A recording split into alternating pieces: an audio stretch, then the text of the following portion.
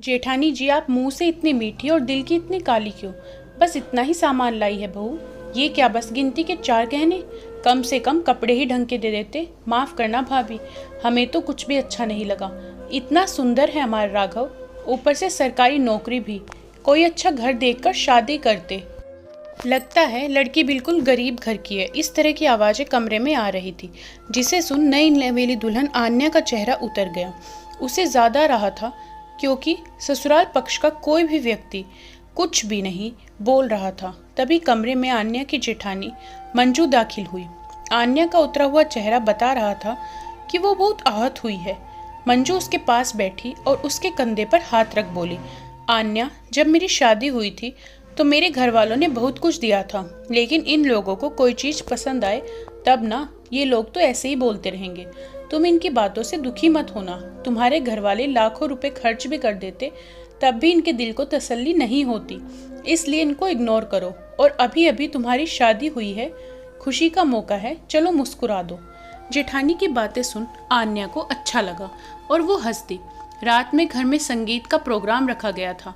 सासू माँ कमरे में आई और बोली, बेटा, रात में कोई अच्छी सी साड़ी पहन लेना। इतना कह वो चली गई। मंजू वही थी। उसने आन्या से पूछा, तुम्हें साड़ी पहननी आती क्या? नहीं दीदी, मुझे तो नहीं आती। अरे कोई बात नहीं, मैं मदद कर दूंगी। जब मेरी शादी हुई थी मुझे भी नहीं आती, अब तो मैं परफेक्ट हो गई हूँ, 2 मिनट में बांध लेती हूँ। इतना कह मंजू हंस दी और आन्या भी मुस्कुरा दी। शाम में मंजू ने आन्या की मदद की और उसको सिखाया भी कि साड़ी कैसे बांधनी है। आन्या को लगा जैसे उसे जेठानी नहीं, बड़ी बहन मिल गई हो, लेकिन उसे नहीं पता था कि मंजू आस्तीन की सांप है। उसने आन्या को साड़ी तो बांध दी, लेकिन सबके सामने जाकर कह रही थी कि इसे तो साड़ी बांधनी भी नहीं आती, कामकाज की भी नहीं है और दहेज भी कुछ नहीं लाई। नाक कटवा दी मोहल्ले में। आन्या की पहली रसोई में भी जब मंजू ने मदद की तो आन्या के दिल में मंजू के लिए सम्मान और बढ़ गया। मंजू ने बातों ही बातों में सास ससुर और ननंद के खिलाफ आन्या के कान भर दिए और आन्या ने भी बड़ी आसानी से यकीन कर लिया। घर में उसके मायके वालों के लिए हुई छोटी से छोटी बात आन्या को बता दी और ये भी बता दिया कि राघव यानी कि आन्या के पति की पहले भी कहीं सगाई हो गई थी, लेकिन लड़की वालों को इनकी दकियानुसी सोच का पता लग गया तो उन्होंने रिश्ता तोड़ दिया। ये सुन आन्या हैरान रह गई। सगाई के बाद से ही आन्या और राघव फोन पर बात करने लगे थे। 1-2 बार मिले भी, लेकिन राघव ने कुछ नहीं बताया। अब आन्या को ससुराल में सब बुरे लगने लगे थे। उसे लगने लगा था कि बस जेठानी ही उसका दर्द समझती है। उधर मंजू आन्या से मीठी मीठी बातें करती और साथ ही साथ सबकी बुराई करती और आन्या हाँ में हाँ मिलाती। वो भी अपने दिल की 1-2 बातें कह देती, जिन पर मिर्च मसाला लगा मंजू सबको बता देती। आन्या और ससुराल वालों के बीच दूरियां बढ़ रही थी। आन्या सभी से कटी कटी सी रहती, किसी से ज्यादा बात न करती। एक दिन राघव ने आन्या से कहा, आन्या, तुम मेरे घर वालों से ज्यादा घुलती मिलती क्यों नहीं हो? बस अपने काम से काम रखती हो। कभी माँ बाबूजी के पास भी बैठो, उनसे बातें करो, उनके भी अरमान हैं नई बहू को लेकर। अब बात चली थी तो आन्या ने सोचा कि राघव से पूछ लिया जाए उनके पहले रिश्ते के बारे में। आन्या बोली, राघव, मैंने सुना है कि आपका पहले भी कहीं रिश्ता हुआ था, लेकिन वो टूट गया। आपने मुझे बताया क्यों नहीं? इतना सुन राघव भौचक्का रह गया। उसे समझ नहीं आया कि क्या बोले। बस इतना ही बोल पाया कि तुम्हें किसने कहा? किसी ने भी बताया हो राघव, पर कुछ बात तो जरूर है, वो भी बता दूंगा। पर जो कोई भी तुम्हारे कान भर रहा है ना, उसी के कारण टूटा था रिश्ता। कौन भर रहा है मेरे कान? बड़ी भाभी। और कौन? राघव, दीदी के बारे में कुछ मत बोलना। आन्या, तुम अभी आई हो इस घर में, मैं उन्हें कई वर्षों से जानता हूँ। शादी के 2 महीने बाद ही अलग घर में रहने की फरमाइश कर दी थी उन्होंने, इसलिए तो इसी शहर में होकर भी किराए के घर में रहती हैं। हमारे घर तो वो आती भी नहीं थी। जब से शादी हुई है बस तुमसे मिलने आती है, बाकी सच्चाई छुपती नहीं है, सच सामने आ ही जाता है। तुम्हें भी उनका नेचर समझ आ जाएगा। राघव, क्या दीदी की वजह से तुम्हारा रिश्ता टूटा था?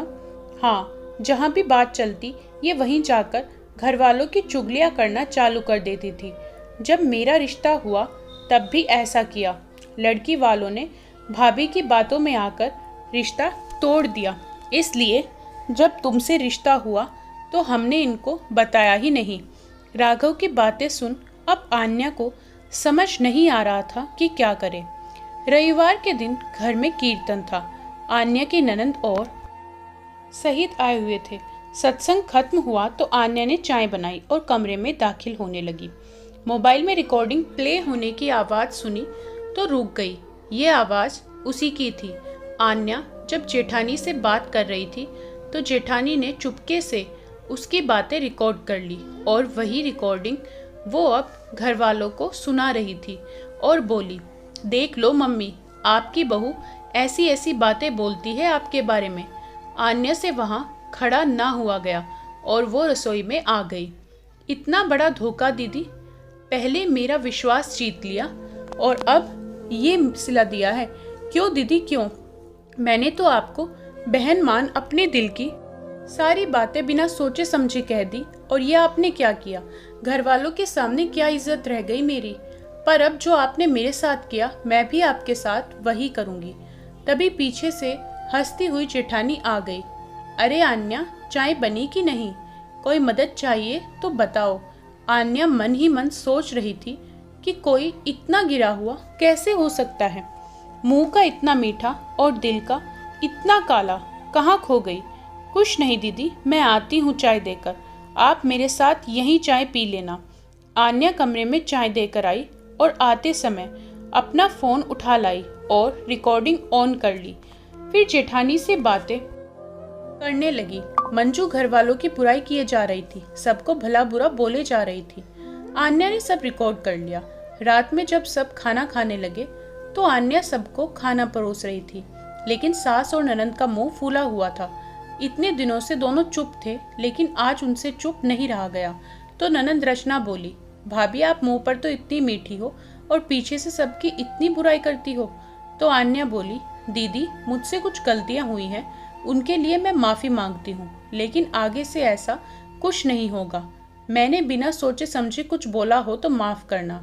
तभी सास भी बोल पड़ी, आन्या तुमसे ये उम्मीद न थी, और मंजू की तरफ देखा तो मंजू सास और ननद की हाँ में हाँ मिलाने लगी।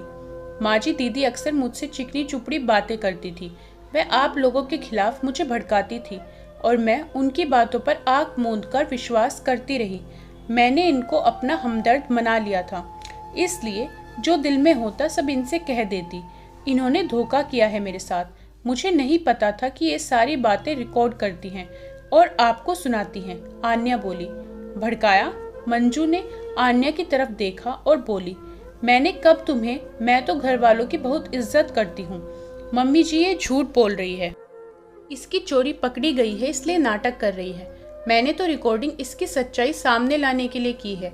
अच्छा दीदी, तो ये सुनिए आपकी सच्चाई सामने लाने के लिए मैंने भी आपके रिकॉर्डिंग कर ली थी। इतना कह आन्या ने रिकॉर्डिंग ऑन कर दी, जिसे सुनकर घर के सब लोग हैरान रह गए। बात बिगड़ते देख मंजू फटाफट निकल ली और आन्या ने सबसे वादा किया कि वो ऐसी गलती फिर दोबारा नहीं करेगी। सबने उसे माफ़ कर दिया और अब आन्या को अकल आ गई थी कि बिना किसी को जाने पहचाने उस पर भरोसा नहीं करना चाहिए। आन्या ने इस धोखे से सबक ले लिया और जीवन में ऐसी गलती फिर कभी नहीं की। दोस्तों, सच्चे दिल वाले इंसान को सब अपने जैसे सीधे और भोले भाले लगते हैं, इसलिए वो सब पर आसानी से विश्वास कर लेता है। लेकिन हर कोई आपके विश्वास के लायक नहीं होता। कुछ लोग ऐसी मासूमियत और भोलेपन का फ़ायदा उठाते हैं और मौका देखते ही छुरा घोंप देते हैं। इसलिए सोच समझकर विश्वास करें। दोस्तों, कैसी लगी आपको ये प्यारी सी कहानी? हमें कमेंट करके ज़रूर बताएं। अच्छी लगी हो वीडियो को लाइक करें, शेयर करें और चैनल पर नए हो तो सब्सक्राइब ज़रूर करें।